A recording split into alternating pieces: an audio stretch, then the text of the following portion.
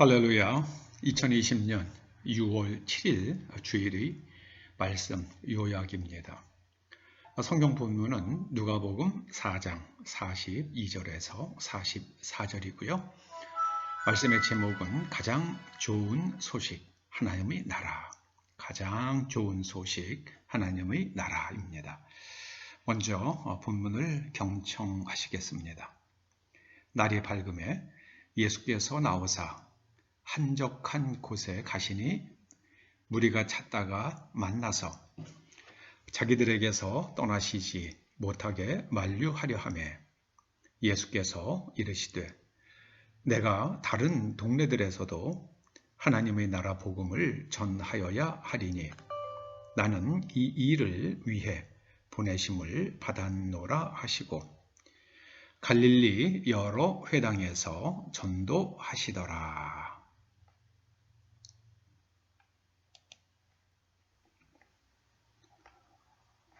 여러분이 지금 이 순간 듣고 싶은 가장 좋은 소식이 무엇입니까? 어쩌면 지구상에 있는 모든 인류가 듣고 싶은 가장 좋은 소식은 코로나 바이러스 19가 완벽히 제어될 수 있는, 예방될 수 있는 백신이 개발되는 것이 아닐까 그렇게 생각해 봅니다. 그러나 다시 생각해 보면 코로나 백신이 개발된다고 그래서 인류의 모든 문제가 해결되는 것은 아닙니다. 그저 단지 작년 11월로 돌아갈 수 있을 뿐입니다. 성경은 사람에게 가장 좋은 소식, 큰 기쁨의 좋은 소식을 가리켜서 복음이라고 부릅니다. 헬라어에서는 이완겔리온이라고 그러고요. 구약에서는 벳소리라고 그럽니다. 이 벳소리를 구약 성경은 아름다운 소식으로 번역합니다. 이 아름다운 소식이라는 말이 열왕기하 6장 24절에 나옵니다. 북왕국의 여호람 왕 시대에 북쪽에 있었던 그 아람 왕국의 벤하닷 왕이 큰 군대를 이끌고 북왕국을 쳐들어왔습니다. 북왕국의 수도인 사마리아 성이 포위되자 성중의 양식값이 폭등했습니다. 나귀 머리 하나의 값이 장정 1년 품삯에 거래되고 비둘기 똥이라 불리는 박한 먹거리 한 홉을 사려면 장정의 나흘치 품삯을 주어야 했습니다. 얼마나 배가 고팠던지 어떤 여인들은 자기 자식을 삶아 먹는 일조차 일어났습니다. 이때 나병 환자 2명이 먹을 것이 있는 아람 군대에 투항하러 갔다가 아람의 군인들이 금과 은과 의복과 먹을 것을 그대로 두고 급히 도주한 것을 알게 됩니다. 이 2명의 나병 환자가 성중에서 굶주린 사람들에게 재물과 먹을 것이 널려 있다는 것을 전하자고 의논하며 이 소식을 가리켜서 벳소리, 아름다운 소식이라고 부릅니다. 이 아름다운 소식, 사람들 너무나 배가 고파서 자식을 삶아 먹을 만큼 굶주리고 있는 사람들에게 가장 좋은 소식은 먹을 것이 지천으로 있다는 소식일 것입니다. 예수님께서 귀신을 쫓아내시고 병자들을 고치시자 사람들이 예수님이 그곳을 떠나시지 못하도록 만류하려고 들었습니다. 그러자 예수님께서 내가 다른 동네들에서도 하나님의 나라 복음을 전하여야 하리라 이렇게 말씀하십니다. 하나님의 나라 복음을 전하여야 하리라. 하나님의 나라 복음을 전한다를 문법적으로 정확히 옮기자면 실은 하나님의 나라라는 복음, 그러니까 하나님의 나라라는 큰 기쁨의 좋은 소식을 전하여야 하리라. 예수님께서는 사람이 들을 수 있는, 사람에게 전해질 수 있는 가장 큰 기쁨의 소식이 하나님의 나라라고 말씀하십니다. 복음을 전하다가 우리말로는 두 단어입니다. 복음을 전하다. 그런데 헬라어로는 한 단어입니다. 그리고 이 복음을 전한다라는 이 헬라어 동사의 목적어가 하나님의 나라입니다. 그러므로 이것을 그 헬라어의 문법적 그 느낌을 살려서 번역을 한다면 하나님의 나라라는 크고 좋은 소식을 전하여야 하리라. 이렇게 번역해 볼 수 있겠습니다. 이제 그러면 우리는 묻게 됩니다. 하나님의 나라가 우리들에게 가장 좋은 소식이 되는 이유가 무엇입니까? 마태복음 4장 17절은 예수님께서 회개하라 천국이 가까웠느니라 이렇게 선포하시면서 공생애를 시작하셨다고 증거하고 있습니다. 천국이란 말은 마태복음에서만 사용되고 다른 복음서들은 천국 대신 하나님의 나라를 사용합니다. 그러면 왜 마태복음만 유독 하나님의 나라를 이렇게 천국이라고 이렇게 기록한 이유가 무엇이겠습니까? 이 마태복음은 유대인 크리스천들을 위해서 기록된 복음서이기 때문입니다. 이 당시에 유대인들은 신을 뜻하는 헬라어 데오스를 입에 올리는 것조차도 불경스럽게 생각을 했습니다. 그래서 데오스 대신에 하늘을 뜻하는 우라노스를 선택한 것입니다.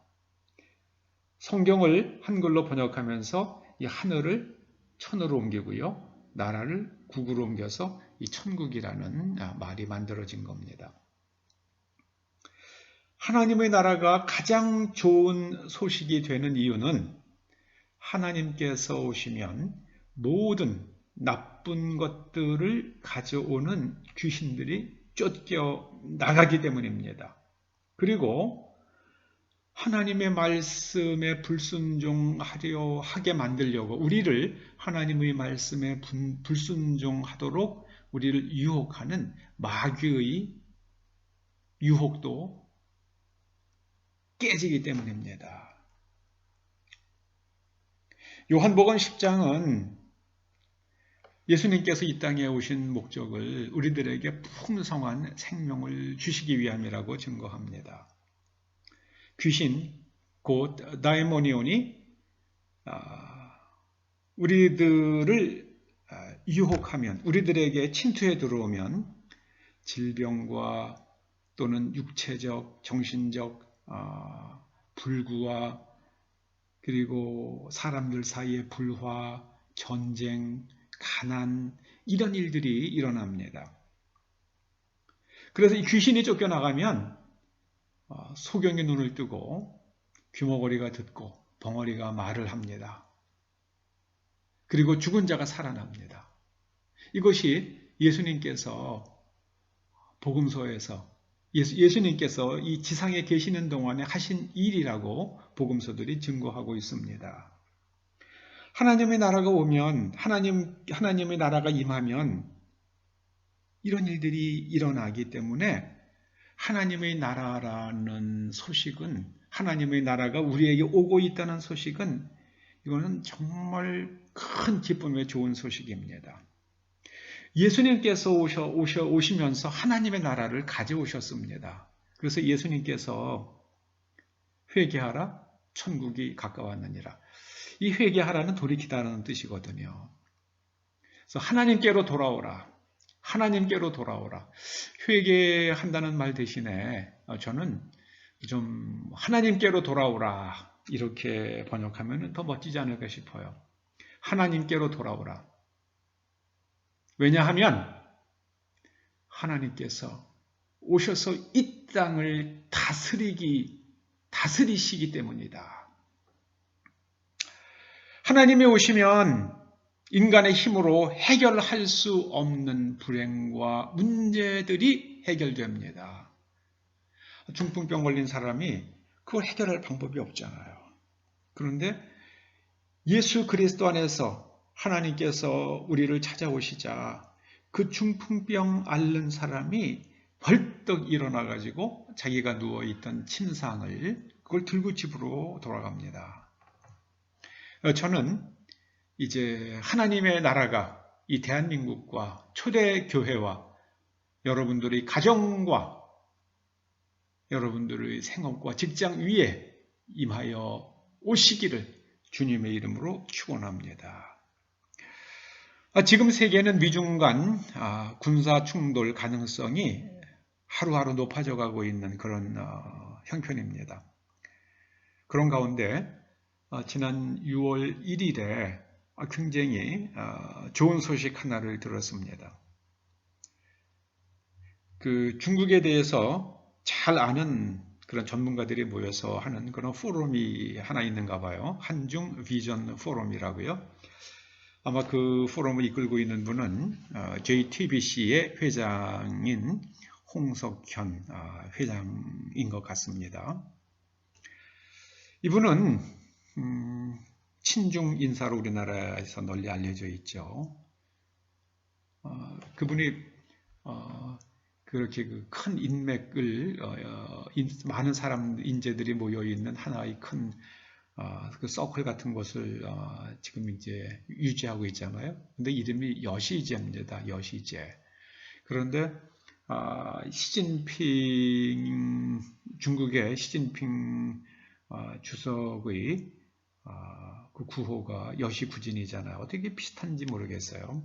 그걸 보고 한 건지, 좀 하다 보니까 그렇게 비슷해진 건지는 모르겠습니다만은, 어찌했든, 이 홍석현 회장은 굉장히 친중 인사로 그렇게 알려져 있는 분입니다. 그런데 이분이 그 한중 비전 포럼에서 한마디로 얘기하면 이런 얘기를 했다고 그럽니다. 미국과 중국의 갈등은 해결책이 없다. 그러므로 한국에게 가장 중요한 것은 한미 동맹이다. 저는 이 한중 비전 포럼을 그 요약하는 기사가 6월 3일자 중앙일보의 인터넷판에 실렸는데요. 그걸 보고 깜짝 놀랐어요. 아니 어떻게 저분 입에서 한미동맹이 가장 중요하다는 말이 나오지? 저는 정말 깜짝 놀랐어요. 그분 입에서 나올 만한 표현은 우리나라 대통령이 중국에 가서 중국과 한국은 운명 공동체라는 말을 했잖아요. 그 정도 말이 나와야지 이게 좀 그게 자연스럽다고 생각을 하고 있었는데 그분이 한국에겐 한미동맹이 중요하다 그러는 거예요. 그래서 제가 그 기사를 보면서 저분이 보기에는 이제 더 이상 중국을 붙잡고 있어서는 있다가는 큰일 나겠다.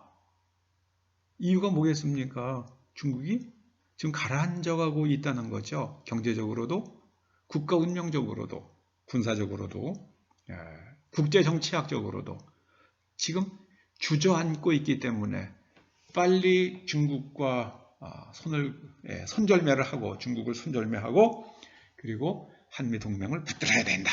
그런 얘기를 한 게 아닐까 이렇게 저는 해석해 봤습니다. 자, 그럼 하나님의 나라가 오면은 우리가 해결할 수 없는 일들, 하나님만 해결하실 수 있는 일들이 해결되는데요. 그것을 한마디로 줄이면 그게 바로 하나님의 나라예요. 하나님께서 통치하신다.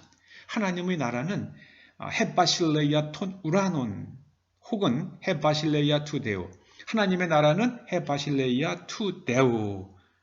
그렇게 되고 천국은 헤바실레이아 톤 우라논이 됩니다. 우라논이 이게 하늘이라는 뜻이죠.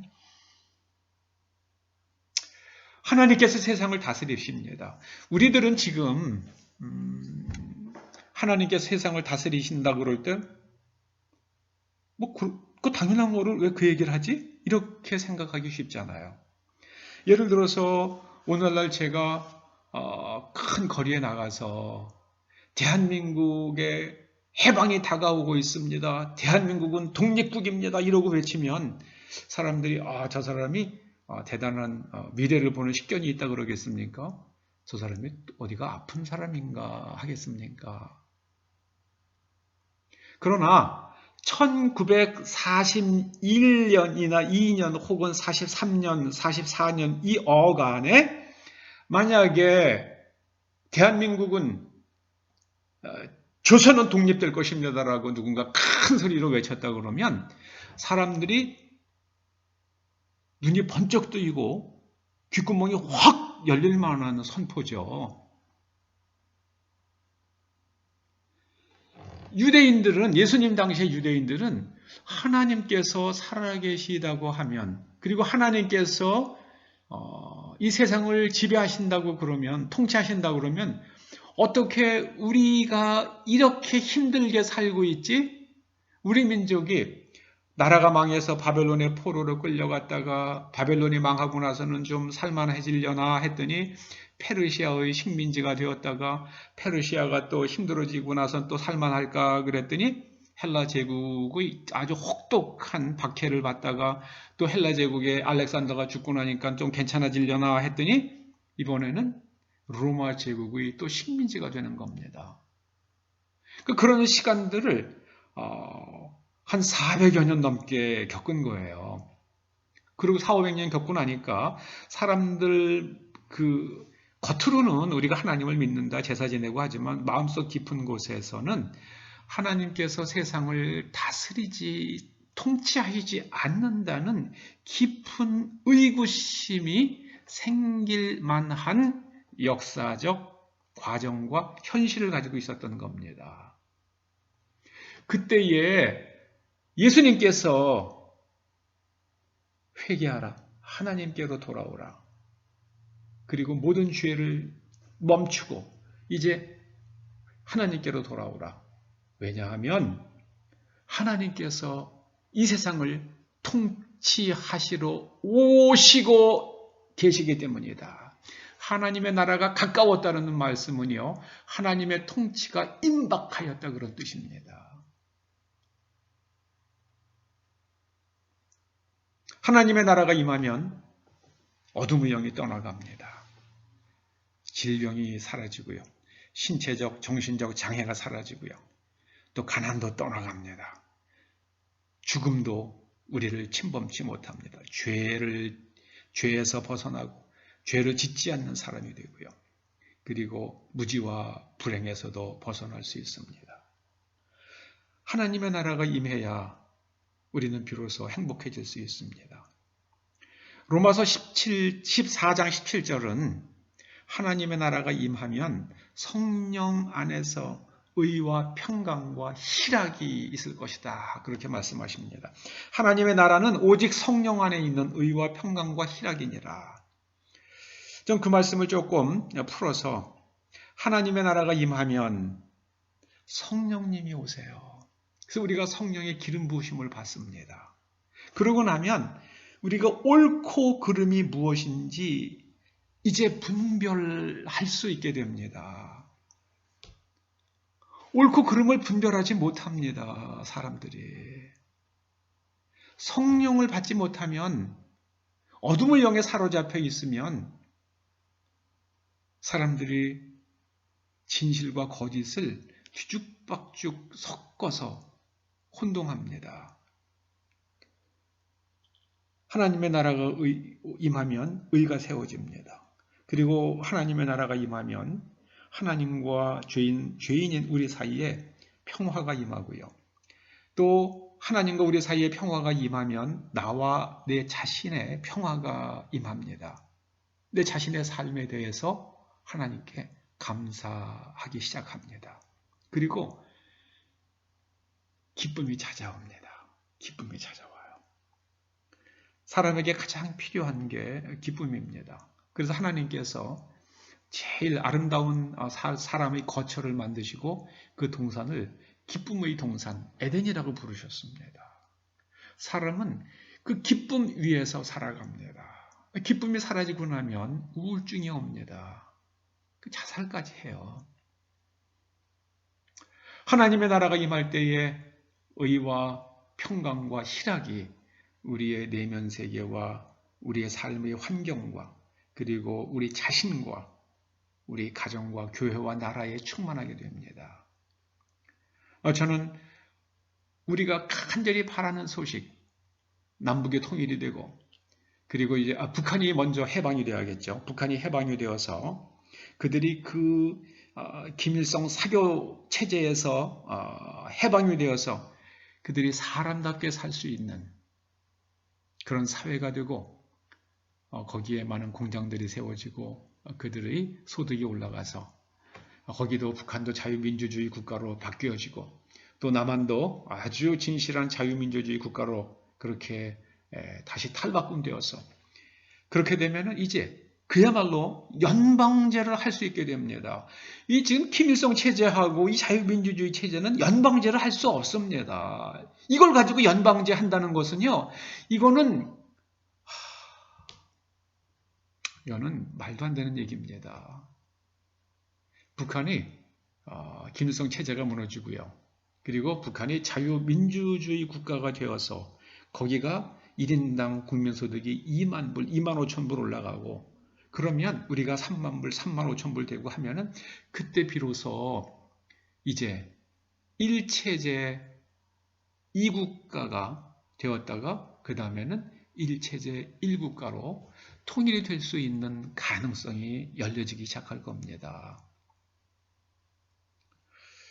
만약에 남한이 북한을 공격을 하거나 공격을 해가지고 북한을 갖다 군사적으로 해방시킨다. 그것도 굉장히 비극적인 결과를 가져올 겁니다. 북한은 북한 사람들에 의해서 김일성 체제가 무너지고 그들이 자유민주주의 국가를 수립할 수 있다면 그것이 최선이죠. 저는 하나님의 나라가 임하면 하나님의 나라라는 가장 좋은 소식이 임하면 북한이 해방이 되고 또 중국의 공산당도 무너지고 그리고 중국 사람들이 예전에 찬란한 그 문명의 꽃을 피웠던 그런 심성을 회복을 해서 우리를 괴롭히고 하는 그런 국가가 아닌 우리와 함께 더불어 인류를 위해서 봉사할 수 있는 나라로 바뀔 수 있다고 믿습니다.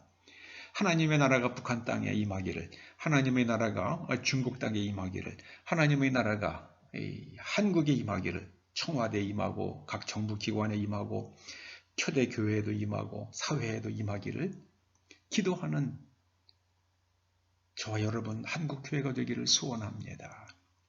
하나님의 나라가 임하자 어떤 일이 일어났습니까?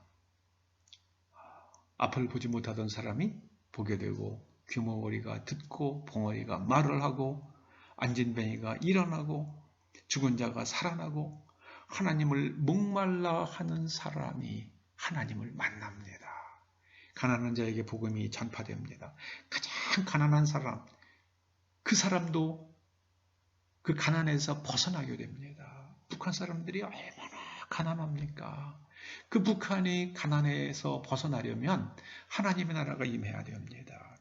중국에 가난한 사람이 얼마나 많습니까? 그 사람들에게 하나님의 나라가 임해서 그들이 먹고 살만해지기를 주님의 이름으로 선포합니다. 온 인류에게 가장 좋은 소식은 하나님의 나라가 하나님께서 세상을 다스리신다는 선포, 하나님께서 오셔서 내가 세상을 다스리신다고 선포해 주시는 것입니다. 예수 그리스도 안에서 하나님의 나라가 완성되었음을 우리는 압니다. 시작되었음을 우리는 압니다. 이제 주님께서 재림하셔서 하나님의 나라를 완성하시기를 기대하면서 기도하는, 또 기다리는 여러분 되시기를 주님의 이름으로 축원합니다. 주님 은혜를 감사드립니다. 하나님의 나라를 이 땅에 가져오신 예수님 참으로 감사드립니다. 이제 주님께서 가져오신 하나님의 나라가 북한에도, 중국에도, 일본에도, 그리고 미얀마와 라오스에도 임하고, 파키스탄과 방글라데시에도 임하고, 인도에도 임해서 온 지구가, 온 인류가 다 하나님의 백성이 될 수 있도록 아버지 하나님이 대한민국 위에 성령의 불을 부어주셔서 다시 한번 교회들이 부흥할 수 있도록 은혜 주시고 하나님의 통치가 다시 불일 듯 일어나는 것을 이 종으로 저희로 보게 하여 주시옵소서. 예수님의 이름으로 기도드립니다. 아멘.